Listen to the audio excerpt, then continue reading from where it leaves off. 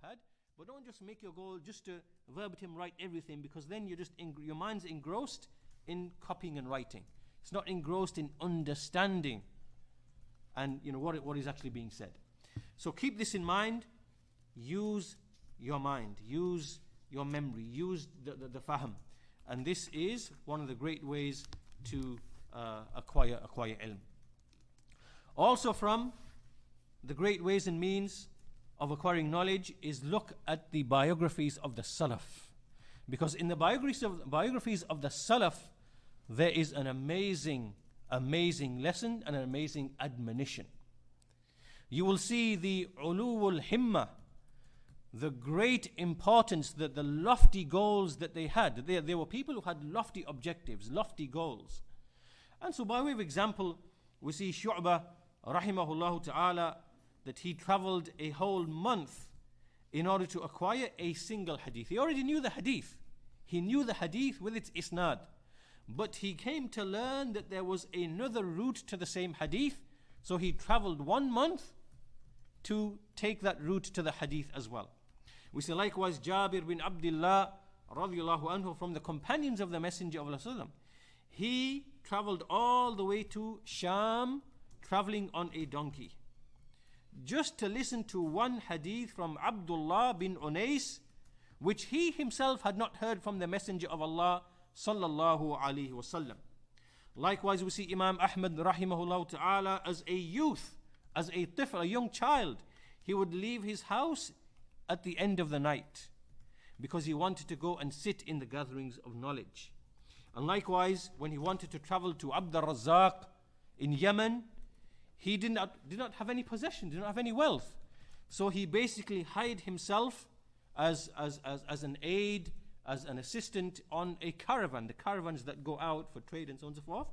He hired himself out to earn money as a young youth, as a young child. And with that money, he managed to travel to Abd al-Razzaq in Yemen in order to seek knowledge. These are the examples that we should be following, ya ikhwan. The examples of these great imams. Likewise, we see the great scholar Abu Hatim al-Razi, rahimahullah ta'ala. Look at this example. He says, as mentioned in his biography in a siyar, that the first time that I went out to seek knowledge, I went out for 7 years. I left for 7 years. And in those 7 years, I counted my footsteps to be more than 1,000 farsakh.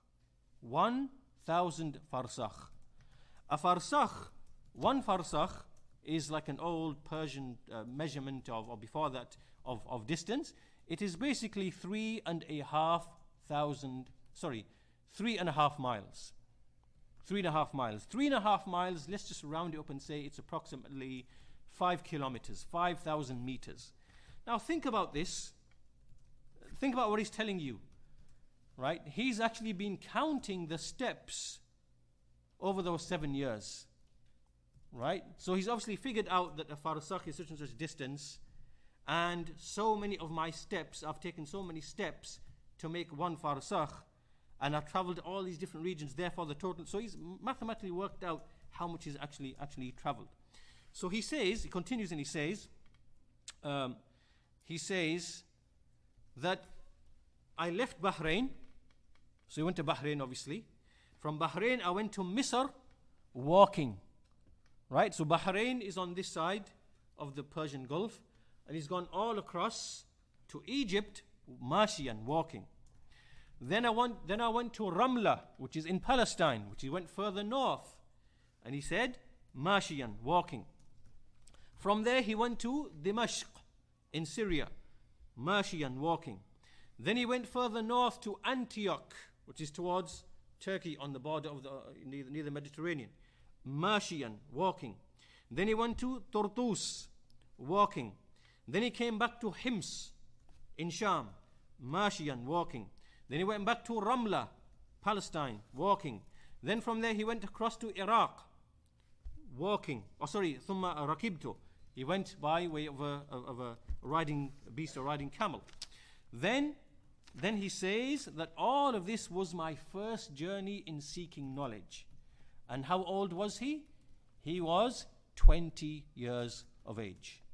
He was 20 years of age. He left for 7 years, and in that 7 years, he says that he walked a distance of 1,000 farsakh, which is 3,500 miles. Walking. Right? No cars, no aeroplanes, no bikes, no motorbikes. This is walking on foot, ya ikhwan. Can you see how much himma for knowledge that a person must have for him to walk 3,500 miles?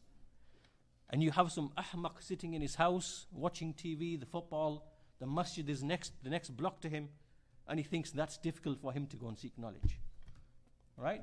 That shows the difference in the himma, the ulul himma, the position that knowledge has in your heart. Proof of that is the extent to which you will make a sacrifice to go and seek that knowledge. This is how the Salaf were, ya ikhwan, and these are our examples.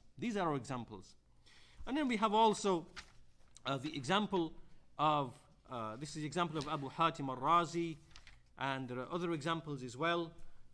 We see the example of Abdurrahman, and this is the son of Abu Hatim, I believe. His son Abdurrahman, he says that it is said about him that he would follow his father to the masjid and read knowledge to him. Then he would read to him whilst on the path, on a journey. Then we'd read to him when his father was inside the house. Then we'd read to him while his father was in the khala, relieving himself. And likewise, he would read to his father when he was sitting in a sitting and drinking, just having some water. In all of these situations, we'd be reading to his father in order to seek knowledge. He did not leave any opportunity to seek knowledge. So all of this, ya ikhwan, the point being in all of this, there are many examples that can be given. This is how the Salaf were.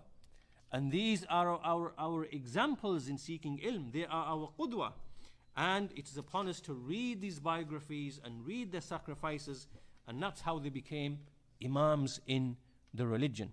You see, some of the Sahaba were only children. Anas bin Malik, Abdullah bin Mas'ud, they were young children of 9, 10, 11. They sought knowledge, and they became imams in the religion. So, ya ikhwan, read the biographies of the Sahaba, read the biographies of the Salaf.